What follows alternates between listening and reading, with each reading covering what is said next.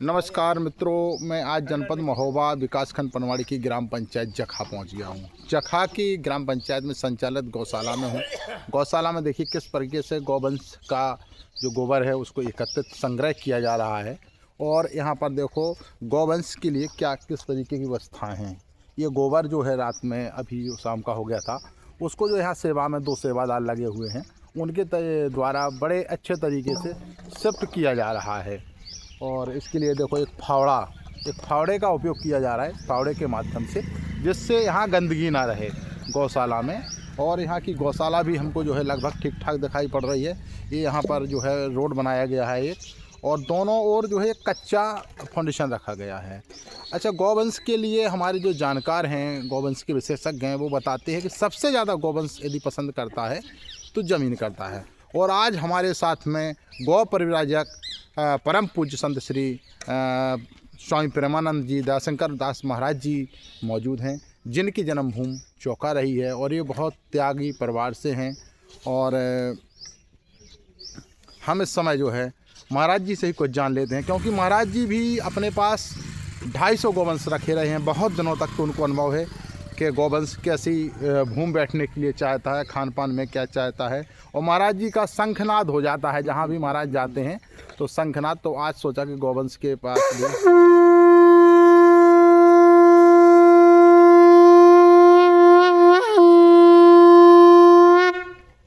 महाराज जी, आज इस समय अपन जखा गांव में आपका आगमन हुआ है। मुझे भी सूचना मिली थी। कब आपका आगमन हुआ था महाराज जी? सायंकाल हम यहाँ आए थे। हमने स्वामी ब्रह्मानंद चौराहे पर सभा की। सभी जो गांव के लोग पहुँचे थे, बच्चे पहुँचे थे, और हमारे श्रद्धेय स्वामी ब्रह्मानंद जी महाराज का वहाँ सुंदर प्रतिमा भी स्थापित हुई है जी। तो हम यही संदेश लेके निकले हुए हैं। 64 पंचायतें हैं विकासखंड पनवाड़ी की, गांव-गांव में जा रहे हैं।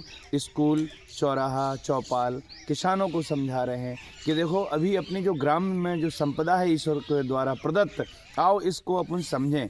इस पर सबका जनाधिकार है। कैसे गांव में सुमति का विस्तार हो, कैसे भाईचारा फिर से हमारा वही जो कॉपरेशन पहले था जिंदा, उसी को हम जिंदा करने की चेष्टा कर रहे हैं। और उसी क्रम में हम जखा पहुंचे थे। और अब जी महाराज जी, आज जखा, अभी इसके पहले शायद आप बुढ़ेरा भी गए थे। जी नायक जी, बुढ़ेरा में हमको ये सूचना प्राप्त हुई कि परम क्रांतिकारी संत थे स्वामी ब्रह्मानंद जी। उन्होंने शिक्षा के क्षेत्र में जो अलख जगाई, हम ये हमारे संज्ञान में है कि राठ की कोतवाली में हर चौथे दिन, हर हफ्ता कोई ना कोई कत्ल होता था, मर्डर होता था, लड़ जाते थे लोग छोटी छोटी बात में। स्वामी जी जैसे महात्मा प्रकट हुए और उन्होंने आदमी की चेतना को जगाने के लिए शिक्षा की नींव रखी। और उन्होंने स्वामी ब्रह्मानंद जो कॉलेज बनाए, संस्कृत विद्यालय बनाया, इंटर कॉलेज बनाया, डिग्री कॉलेज बनाया। और फिर लोगों ने, समाज ने भी स्वामी जी का खूब उदारता से सहयोग किया। हजारों बीघे ज़मीन कॉलेज की ज़मीन के नाम से आज भी उपलब्ध है। धनौरी फार्म और हमारे गाँव चौका में भी कॉलेज की ज़मीन हुआ करती थी।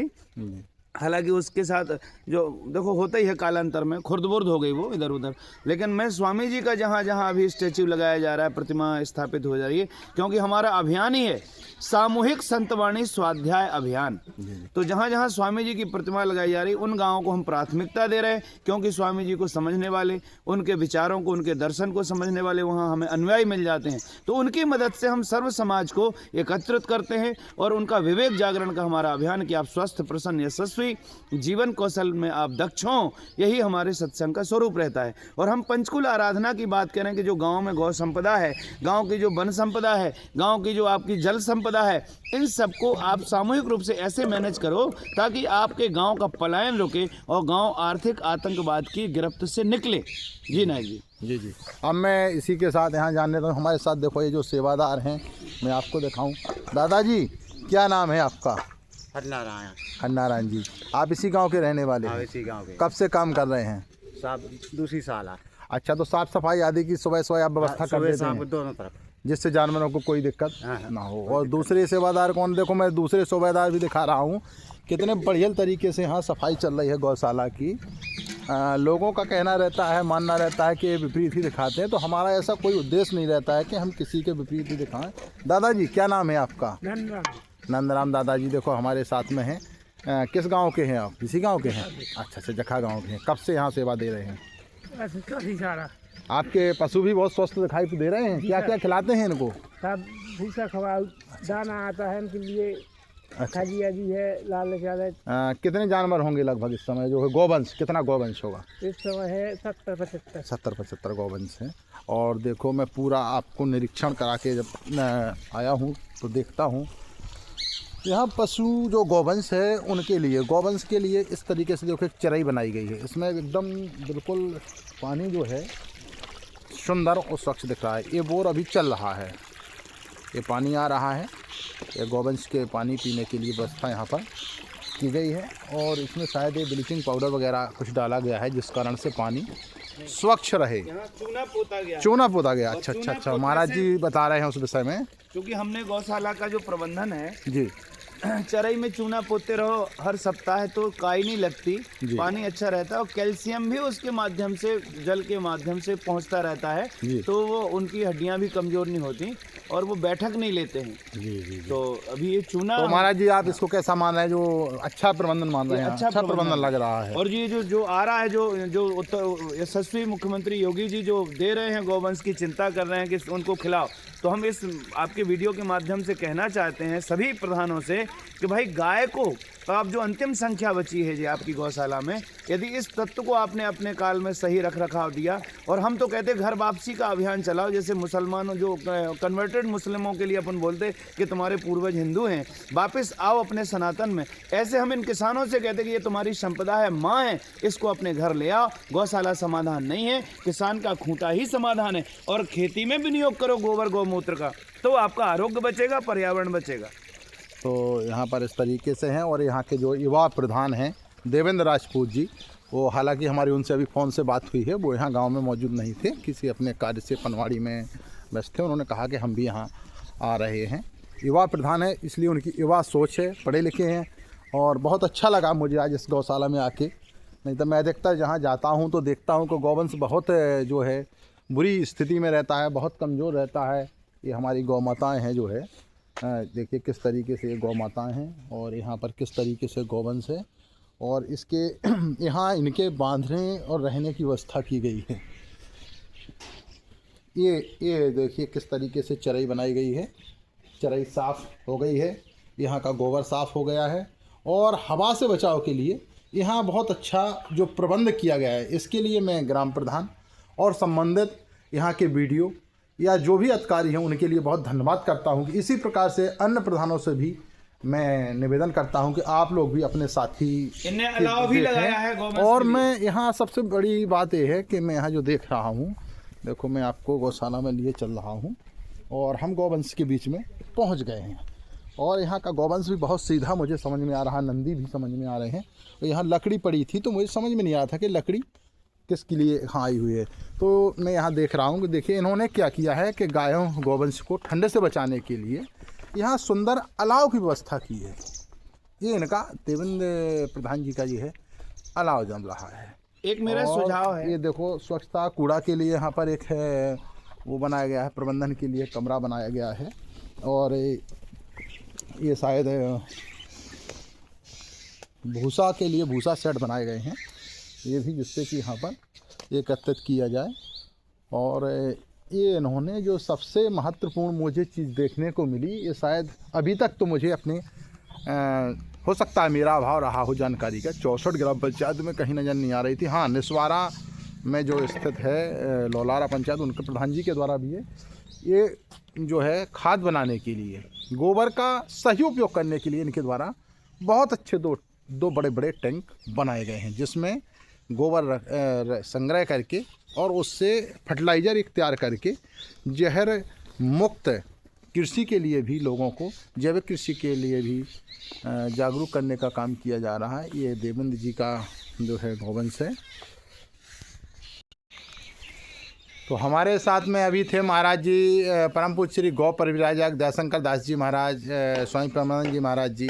और आपने आज जखा जनपद महोबा विकासखंड पनवाड़ी तहसील कुलपहाड़ की गौशाला का एकादशी के दिन निरीक्षण किया, गौवंश का दर्शन किया। और महाराज जी यहाँ की व्यवस्थाओं को देख करके बहुत ही प्रसन्न हुए और उन्होंने कहा कि यहाँ के जो युवा प्रधान देवेंद्र राजपूत जी हैं, उनको और उनकी पूरी टीम को और प्रशासन के यहाँ के जो अधिकारी हैं उनकी यहाँ की गौवंश की जो व्यवस्था मिली उसको लेकर प्रसन्न हुए और उन्होंने बहुत धन्यवाद दिया। यहाँ क्या है कि एक गायों के लिए रातब रखा हुआ है जिसे चुनी चोकर बोलते हैं, अंदर रखा है। लेकिन आपका फाटक, हाँ फाटक खोल के सेवादार ने कहा कि आप देख लीजिए। देखो इस तरीके से ये यहाँ पर हमारे देवेंद्र जी जो है ये दे रहे हैं। इसी कारण से जो है यहाँ का पशुधन स्वस्थ दिखाई पड़ा है। ये महाराज जी वो है जी, इनका रातब रखा हुआ है स्टोर में, काफ़ी रखा हुआ है। ये सभी प्रधानों को मिलता होगा। हाँ ये सभी प्रधानों को आता है गोवंश के लिए। देखो तो गुड़ भी रखा हुआ है। हाँ गुड़ भी रखा है महाराज, नमक भी रखा हुआ है। हाँ ये गुड़ और नमक जो है चोकर देख रहे हैं हम यहाँ पर। ये ये गुड़ की जो है पारी रखी हुई है और देसी गुड़ खिलाया जा रहा है। चोकर भी है, चोकर पशु आहार भी है। पशु आहार भी है। चोकर की कई बोरियां रखी हुई हैं। और मतलब जो प्रधान नहीं ये खा रहे लकड़ी, वो स्वयं खा रहे हैं इसको। ये लकड़ी जो है ये लकड़ी का कारण हमने जाना है यहाँ से सेवादारों से और फिर हमने उसको देखा तो लकड़ी जो इन्होंने एकत्रित करके रखवाई है। ये बहुत अच्छा हमको लगा मैनेजमेंट कि सर्दी के मौसम में जिस प्रकार से मनुष्यों को अलाव जलाते थे, ये हमारे नंदी भगवान हैं और ये अलाव जल रहा है यहाँ गौशालाओं में अलाव। यही वजह है कि गौवंश पूरा एकत्रित होकर के जहाँ आग जलती है, यहाँ छोटे सी गौशाला में 2 जगह पर हमें जो है अलाव देखने को मिला। बड़ा अच्छा लगा, हमारा भी मन प्रसन्न हुआ क्योंकि मेरे भी आज पत्रकारिता के अपने 2 दशक पूरे 20 वर्ष आज के दिन महाराज जी, आज के दिन मेरे 2 दशक पूरे हो गए हैं। और मैंने प्रयास किया, ज़्यादा राजा हरिश्चंद्री तो नहीं बता सकता, अपने 20 साल में पूरा प्रयास किया भगवान कृपा से कि निष्पक्षता के साथ पत्रकारिता करूं और सत्यता को दिखा सकूं। ये ठंड को रोकने के लिए यहाँ सुंदर तिरपाल लगाए गए। प्रणम में नायक जी जो आपको ऐसे संस्कार दिया निर्भीकता के। जी जी जी। और ये जो है, और अभी विगत दिनों पहले क्या है कि एक बहुत मामला सुर्खियों में रहा कि जिला ललितपुर में एक पत्रकार के जो है कवरेज करने पर वहाँ के कुछ प्रधानों के द्वारा और षड्यंत्र उनके कर्मचारियों के द्वारा हमला किया गया था। ये मामला काफ़ी सुर्खियों में रहा, लेकिन मैंने इस बात को नहीं माना कि सभी प्रधान एक से होते हैं। बहुत से प्रधान हमारे यहाँ विकसित मानसिकता के और अच्छे लोग भी होते हैं जो चाहते हैं कि हमारी सच्चाई दिखाइए। मैं जब इस गोवंश में के देखने के लिए अभी गेट पर आया तो मैंने ग्राम प्रधान का फ़ोन नंबर लगाया और बात हुई और उनसे मैंने कहा तो उन्होंने कहा कि नहीं आप बिल्कुल जा कर के वहाँ निरीक्षण करिए और देखिए, और महाराज हम तो चाहते हैं कि हमारे यहाँ लोग आएँ और देखें। और उन्होंने एक बहुत अच्छी बात कही कि हम तो उस विचारधारा के व्यक्ति हैं कि निंदक नीरिये राखिए आंगन कुटी छवाए। बोले तभी तो हमको महाराज जी अपनी कमी पता चलेगी। प्रधान जी ने कहा कि आप बिल्कुल जाइए और जहाँ गड़बड़ी हो तो वहाँ हमें सचेत करिए, सुझाव दीजिए, तभी तो हम उस पर क्रियाकलाप कर पाएंगे, तभी हम जो है सही से बोले संचालन कर पाएंगे।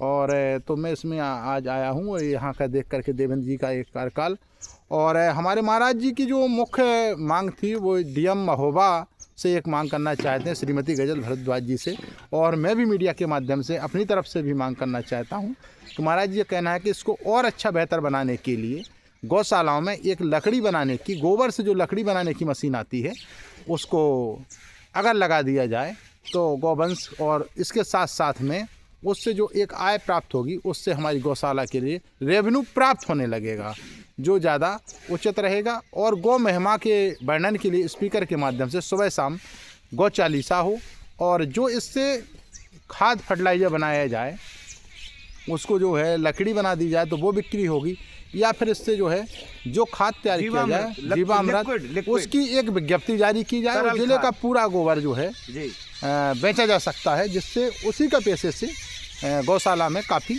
राहत मिलेगी संचालन करने में। और जय हिंद जय भारत।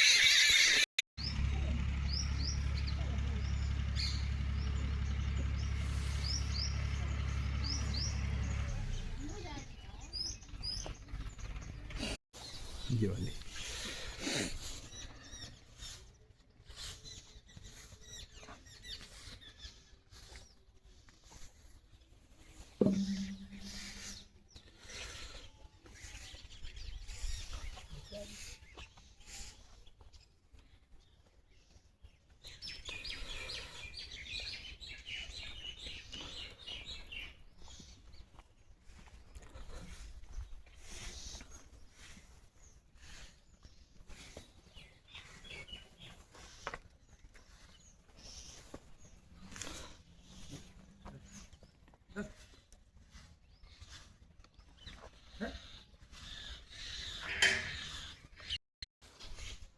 महाराज जी जय सिया राम, आपको सादर प्रणाम। और मैं चाहूँगा कि आपका थोड़ा सा परिचय चाहूँगा।